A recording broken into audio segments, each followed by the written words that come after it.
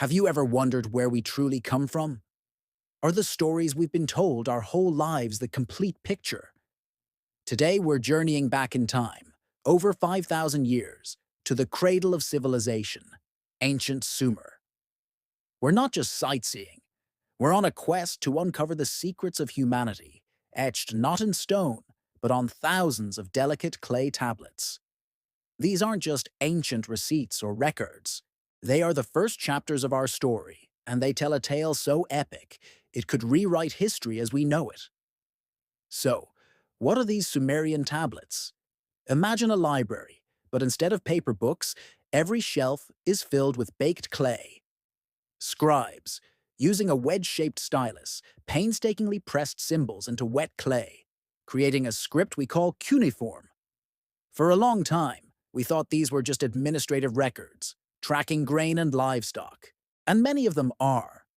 But as scholars like Samuel Noah Kramer and Zechariah Sitchin dedicated their lives to deciphering them, a far more profound narrative emerged.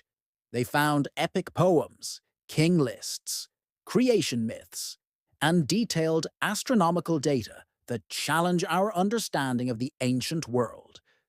Let's start with their creation story, the Enuma Elish. It speaks of a primordial battle between gods, leading to the creation of the heavens and the earth. But here's where it gets interesting. The tablets describe a group of powerful beings called the Anunnaki, which translates to those who from heaven to earth came. According to the texts, these Anunnaki were not just mythical gods. They were described as flesh and blood beings who descended from a mysterious planet called Nibiru. This is where the story takes a sharp turn from mythology to what some interpret as ancient astronaut theory. The Sumerian texts claim these Anunnaki came to Earth in search of a precious resource, gold. Not for jewelry or wealth, but to repair the deteriorating atmosphere of their home planet, Nibiru. The tablets describe the immense labor involved in mining this gold, work that was initially performed by the lower-ranking Anunnaki. But the work was grueling, and soon the worker gods rebelled. They needed a solution, a new labor force.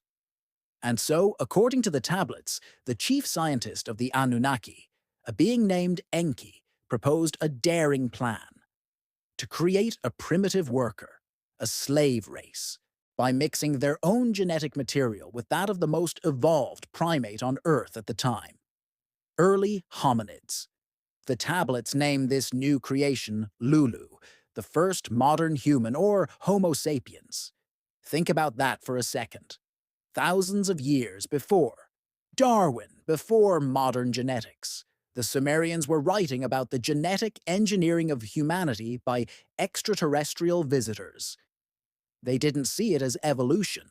They saw it as a deliberate act of creation, designed for a specific purpose, to serve the gods. This story, etched in clay, provides an alternative, and some would say, a more detailed explanation for the missing link in human evolution and the sudden explosion of human intelligence and civilization. The tablets don't stop there. They go on to describe the Anunnaki teaching humanity the fundamentals of civilization. They taught us agriculture, architecture, medicine, law, and even astronomy. The Sumerians had an incredibly advanced understanding of the cosmos. They knew our solar system had 12 main celestial bodies, counting the sun, the moon, and a 10th planet, the mysterious Nibiru. They had detailed charts of the stars, understood the precession of the equinoxes, a complex astronomical cycle that takes nearly 26,000 years to complete, and their mathematics, based on the number 60, is the reason we still have 60 seconds in a minute and 360 degrees in a circle. How could a supposedly primitive society possess such advanced knowledge? The tablets provide an answer. It was a gift from the Anunnaki. Then there's the story of the Great Flood. We all know the biblical tale of Noah's Ark, but the Sumerian epic of Gilgamesh contains an almost identical story that predates the Bible by thousands of years.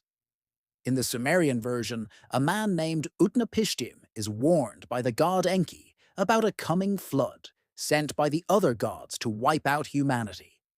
Enki instructs him to build a giant boat, load it with his family, craftsmen, and the seed of all living things, and to seal the door. The parallels are astonishing, right down to the releasing of birds to find dry land. This suggests that the story of a global deluge is a deeply ancient memory, passed down through cultures, with its earliest known written record found on these Sumerian tablets. Now, I know what you might be thinking. Is this history, or is it just mythology? That's the billion-dollar question. Mainstream archaeology and history largely interpret these stories as allegorical myths, the Sumerians' way of explaining the world around them. The Anunnaki are seen as personifications of natural forces, not as literal spacefaring aliens. They argue that there's no physical evidence of alien visitors or a planet Nibiru. However, proponents of the ancient astronaut theory, like Sitchin, argue that we should take the texts literally. Why would the Sumerians invent such a complex, consistent, and scientifically detailed narrative?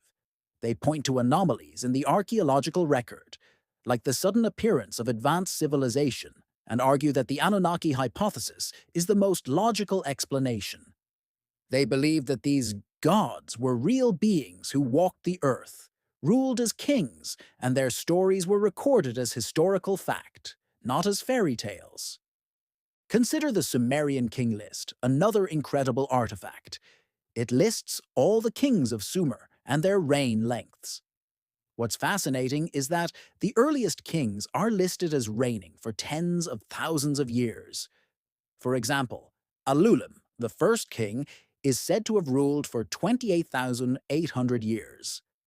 After the Great Flood, the reign lengths become much shorter, gradually falling into a more realistic human lifespan. Could these impossibly long reigns refer to the Anunnaki leaders themselves, who, according to the texts, had lifespans far exceeding our own? Whether you see them as myth or as a hidden history, the Sumerian tablets force us to ask profound questions. They paint a picture of humanity, not as the masters of our own destiny, but as an engineered species, created for a purpose, and guided by powerful, non-human intelligences. They suggest our gods were not ethereal spirits in the sky, but physical beings who lived among us, loved, fought, and ultimately shaped our entire civilization. The story doesn't just stay in the past. It raises questions about our present and our future. If this account is true, are we still, in some way, fulfilling a purpose set for us eons ago? What other knowledge might be locked away in untranslated tablets, lying in museum basements? The secrets of the Sumerians are a puzzle, and we've only just begun to piece it together. Each translated tablet adds another clue, another layer to the story of us. It's a story of gods and mortals, of stars and soil, of creation and purpose. And it all began over 5 millennia ago, with a piece of wet clay and a story that was too important to forget. What do you think? Are these epic poems just the world's first science fiction, or are they a factual record of our cosmic origins? Let me know your thoughts down in the comments. Thank you for joining me on this journey into the deep past. If you enjoyed this exploration, make sure to like, subscribe, and hit that notification bell so you don't miss our next dive into the world's greatest mysteries. Thanks for watching.